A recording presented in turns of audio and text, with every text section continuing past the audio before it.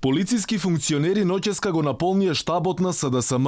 Од аматерските видеа објавени на дел од порталите, како што пишува Нетпрес, се гледа како новата началничка на полициската станица во Валандово Светлана Василева, началникот на струмичката полиција Танчо Пројковски и началникот на граничната полиција на југоисточниот регион Трајче Стоилов се снимени како влегуваат во партиската зграда во Валандово. Овие видеа се мал дел од мозаикот, пишува Нетпрес, и јасна илустрација на незаконското работење во МВР под палка на екс-министерот Оливер Спасовски. Инаку тој како подпредседател во матичната партија беше предложен и за заменик министер за внатрешни работи, а партизацијата на структурата во оваа институција не престана, со што се крши законот за внатрешни работи и се урива дигнитетот на МВР. Непосредно пред создавањето на техничката влада и заменувањето на Спасовски на премиерската позиција, во МВР е направена комплетно нова партиска структура на раководните места, а новите полициски функционери непосредно покрај професионалните активности редовно ги извршуваат и партиските. Инаку наспроти ваквите прекршување на прописите, во Законот за внатрешни работи во членот 168 стои: работник во Министерството не смее да основа, да раководи, да ја застапува и представува политичката партија и да биде член на органите на партијата,